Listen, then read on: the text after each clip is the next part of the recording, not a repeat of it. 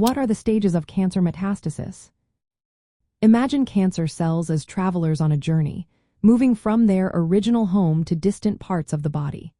This process, called metastasis, is complex and involves several carefully orchestrated steps. Understanding these stages helps us grasp how cancers like testicular and cervical cancer can spread and why early detection is so important. It all begins with local invasion. Cancer cells break through the boundaries of the primary tumor and invade nearby normal tissues. They do this by crossing a thin barrier called the basement membrane, which normally keeps tissues separate. During this phase, the cells undergo genetic changes that allow them to survive without the usual signals that tell cells to grow and stay put. They can move in groups, as individual elongated cells, or as rounded cells that move quickly, each strategy helping them invade tissues more effectively. Next, these invasive cells enter blood vessels or lymphatic vessels in a process called intravasation. This is a critical step because it allows cancer cells to travel through the body.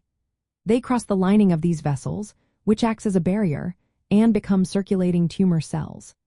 These cells face many dangers, such as immune attacks and physical stress, but some survive by cloaking themselves with platelets or stromal cells, which help protect them during their journey. Once in circulation, cancer cells must survive the hostile environment of the bloodstream or lymphatic system. Many die along the way, but a small number endure. Those that do are often better equipped to withstand stresses and can travel in clusters, which increases their chances of forming new tumors. These clusters have stem-like qualities that make them more resilient and capable of establishing new growths. The surviving cancer cells then exit the vessels at distant sites through a process called extravasation. They cross the vessel walls and migrate into the tissue of a new organ. This step can happen through direct migration, disruption of capillaries, or along nerves or body cavities, depending on the cancer type and location. After extravasation, the cancer cells may enter a dormant phase. During dormancy, they survive but do not immediately grow into detectable tumors. This can last months or even years, and it's a tricky phase because dormant cells are often hidden from treatments that target dividing cells. Later, these cells can reactivate, leading to metastatic tumors. The final stage is colonization. Here, the cancer cells adapt to their new environment, interact with local tissues, and start to multiply. They need to overcome immune defenses, develop their blood supply through a process called angiogenesis, and modify the surrounding tissue to support their growth.